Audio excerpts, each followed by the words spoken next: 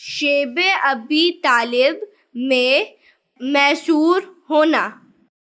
جب قریش کی سفارت حبشہ سے ناکام واپس آئی اور یہ معلوم ہوا کہ نجاشی نے حضرت جعفر رضی اللہ عنہ اور ان کے ساتھیوں کا بہت اکرام کیا، اور ادھر حضرت حمزہ رضی اللہ عنہ اور حضرت عمر رضی اللہ عنہ اسلام لے آئے، جس سے کافروں کا زور ٹوٹا، اور پھر یہ کہ روز بروز مسلمانوں کی تعداد میں اضافہ ہوتا جاتا ہے اور کوئی حربہ دین حق کے دبانے میں کارگر نہیں ہوتا، تب تمام قبائل قریش نے متفقہ طور پر ایک تحریری معاہدہ لکھا۔ محمد صلی اللہ علیہ وسلم اور بنی ہاشم اور ان کے تمام حامیوں سے یکلخت تمام تعلقات قطع کر دیے جائیں کہ نہ کوئی شخص بنی ہاشم سے نکاح کرے اور نہ ان سے میل جول رکھے، یہاں تک کہ بنو ہاشم رسول اللہ صلی اللہ علیہ وسلم کو قتل کے لیے ہمارے حوالے نہ کر دیں۔ اور اسی مضمون کی ایک تحریر لکھ کر اندرون کعبہ آویزاں کر دی گئی۔ منصور بن اکرمہ، جس نے اس ظالمانہ اور سفاکانہ معاہدے کو لکھا، اس کو تو اسی وقت من جانب اللہ اس کی سزا مل گئی کہ اس کی انگلیاں شل ہو گئیں اور ہمیشہ کے لیے ہاتھ کتابت سے بیکار ہو گیا۔ ابو طالب نے مجبور ہو کر ماں خاندان کے شیب ابی طالب میں پناہ لی۔ بنو ہاشم اور بنو المطلب، مومن اور کافر، سب نے آپ صلی اللہ علیہ وآلہ وسلم کا ساتھ دیا۔ مسلمانوں نے دین کی وجہ سے اور کافروں نے خاندانی اور نسبی تعلق کی وجہ سے۔ بنو ہاشم میں سے صرف ابو لہب قریش کا شریک رہا۔ نوبت یہاں تک پہنچی کہ جب کوئی تجارتی قافلہ مکہ آتا تو ابو لہب اٹھتا اور یہ اعلان کرتا پھرتا کہ کوئی تاجر اصحاب محمد صلی اللہ علیہ وآلہ وسلم کو کوئی چیز عام نرخوں پر فروخت نہ کرے بلکہ ان سے اضافی قیمت لے، اور کوئی نقصان یا خسارہ ہو تو میں اس کا ذمہ دار ہوں۔ صحابہ خریدنے کے لیے آتے، مگر نرخ کی گرانی کا یہ عالم دیکھ کر خالی ہاتھ واپس ہو جاتے۔ 3 سال اسی حصار میں سخت تکلیف کے ساتھ گزرے، یہاں تک کہ بھوک سے بچوں کے بلبلانے کی آواز باہر سنائی دینے لگی۔ سنگ دل سن کر خوش ہوتے، لیکن جو ان میں سے رحم دل تھے ان کو ناگوار گزرا اور صاف کہا کہ کیا تم کو نظر نہیں آتا کہ منصور بن اکرمہ پر کیا آفت آئی؟ اس حصار میں مسلمانوں نے کیکر کے پتے کھا کر زندگی بسر کی۔ سعد رضی اللہ عنہ بن ابی وقاص فرماتے ہیں کہ میں بھوکا تھا، اتفاق سے شب میں میرا پیر کسی چیز پر پڑا، فوراً زبان پر رکھ کر نگل گیا۔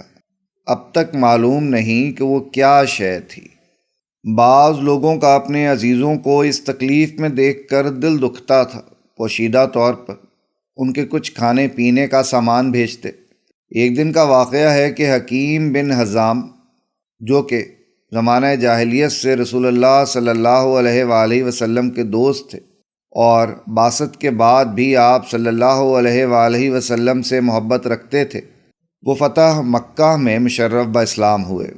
وہ اپنی پھوپھی حضرت خدیجہ رضی اللہ عنہا کے لیے غلام کو ہمراہ لے کر کچھ غلہ لے جا رہے تھے۔ جاتے ہوئے ابو جہل نے دیکھ لیا اور کہا کہ کیا تم بنو ہاشم کے لیے غلہ لیے جاتے ہو؟ میں تم کو ہرگز یہ غلہ نہ لے جانے دوں گا اور سب میں تم کو رسوا کروں گا۔ اتفاق سے ابو البختری سامنے سے آ گیا۔ واقعہ معلوم کر کے ابو جہل سے کہنے لگا کہ ایک شخص اپنی پھوپھی کے لیے غلہ بھیجتا ہے، تم اس میں کیوں مزاحمت کرتے ہو؟ ابو جہل کو غصہ آ گیا اور سخت سست کہنے لگا۔ ابو البختری نے اونٹ کی ہڈی اٹھا کر ابو جہل کے سر پر اس زور سے ماری کہ سر زخمی ہو گیا۔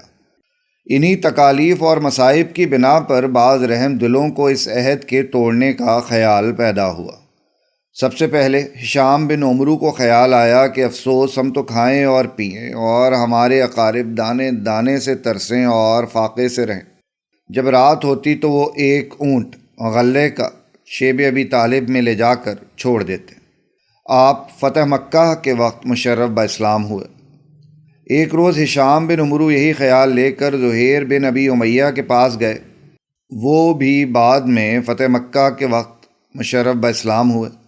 زہیر بن ابی امیہ عبد المطلب کے نواسے اور عاتقہ بنت عبد المطلب رسول اللہ صلی اللہ علیہ وآلہ وسلم کی پھوپھی کے بیٹے تھے۔ ان سے جا کر یہ کہا کہ اے زہیر، کیا تم کو یہ پسند ہے کہ تم تو جو چاہو کھاؤ اور پہنو اور نکاح کرو اور تمہارے ماموں ایک ایک دانے کو ترسیں؟ خدا کی قسم اگر ابو جہل کے ماموں اور نانحال کے لوگ اس حال میں ہوتے تو ابو جہل ہرگز ایسے عہد نامے کی پرواہ نہ کرتا۔ زہیر نے کہا کہ افسوس میں تنہا ہوں، تنہا کیا کر سکتا ہوں، کاش ایک ہم خیال اور مل جائے تو پھر میں اس کام کے لیے کھڑا ہو جاؤں۔ ہشام بن عمرو وہاں سے اٹھے اور متم بن عدی کے پاس گئے اور ان کو اپنا ہم خیال بنایا۔ متم نے بھی یہی کہا کہ ایک آدمی اور اپنا ہم خیال بنا لینا چاہیے۔ ہشام وہاں سے روانہ ہوئے اور ابو البختری اور بعد ازاں عظمہ بن الاسود کو اپنا ہم خیال بنایا۔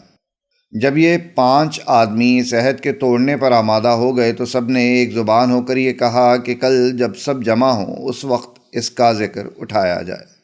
زہیر نے کہا ابتدا میں کروں گا۔ صبح ہوئی اور لوگ مسجد میں جمع ہوئے۔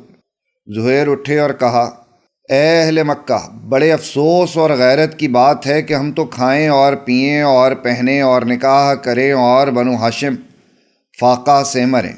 خدا کی قسم جب تک یہ صحیفہ قاطعہ اور ظالمانہ چاک نہ کیا جائے گا میں اس وقت تک نہ بیٹھوں گا۔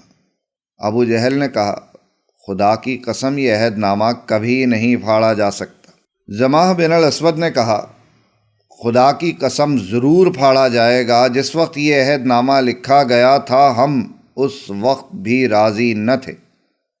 ابو البختری نے کہا کہ زما سچ کہتا ہے، ہم بھی راضی نہ تھے۔ متم نے کہا بے شک یہ دونوں سچ کہتے ہیں۔ ہشام بن عمرو نے بھی تائید کی۔ ابو جہل مجلس کا یہ رنگ دیکھ کر حیران رہ گیا اور کہا یہ تو رات کا طے کیا ہوا معاملہ معلوم ہوتا ہے۔ اس اثنا میں رسول اللہ صلی اللہ علیہ وآلہ وسلم نے ابو طالب کو خبر دے کر بھیجا کہ اس عہد نامے کو بستثنائے اسمائے الہی کیڑوں نے کھا لیا ہے، یعنی بسمک اللہم کے علاوہ جو بطور عنوان تحریر کے شروع میں لکھا جاتا تھا تمام حروف کو کیڑے چاٹ چکے۔ ابو طالب نے یہ بھی کہا کہ میرے بھتیجے نے کبھی جھوٹ نہیں بولا۔ آؤ بس اسی پر فیصلہ ہے کہ اگر محمد صلی اللہ علیہ وآلہ وسلم کی خبر سچ نکلے تو تم اس جور و ستم سے باز آؤ، اور اگر غلط نکلے تو محمد صلی اللہ علیہ وآلہ وسلم کو تمہارے حوالے کرنے کے لیے تیار ہوں، چاہے تم ان کو قتل کرنا اور چاہے زندہ چھوڑنا۔ اسی وقت عہد نامہ منگایا گیا، دیکھا تو واقعی سوائے اللہ کے نام کے تمام حروف کو کیڑوں نے کھا لیا تھا۔ دیکھتے ہی ندامت اور شرمندگی سے سب کی گردنیں جھک گئیں۔ اس طرح سن 7 نبوی محرم الحرام میں شروع ہونے والے اس ظالمانہ عہد نامے کا خاتمہ 3 سال بعد سن 10 نبوی میں ہوا۔ متم بن عدی بن قیس اور زہیر سب ہتھیار باندھ کر بنو ہاشم کے پاس گئے اور ان کو درے یعنی شیب ابی طالب سے نکال لائے۔ ابو طالب نے اس بارے میں ایک قصیدہ بھی پڑھا جس کا ایک شعر یہ ہے الم یأتکم ان الصحیفۃ مزقت وان کل ما لم یرضہ اللہ یفسد، کیا تم کو خبر نہیں کہ وہ عہد نامہ چاک کیا گیا اور جو چیز خدا کے نزدیک ناپسند ہوتی ہے وہ اسی طرح سے خراب اور برباد ہوتی ہے۔ حافظ ابن کثیر فرماتے ہیں کہ اسی عرصے میں جب نبی اکرم صلی اللہ علیہ وآلہ وسلم اور بنو ہاشم شیب ابی طالب میں محصور تھے، ابو طالب نے وہ قصیدہ لامیہ لکھا جو کہ مشہور ہے۔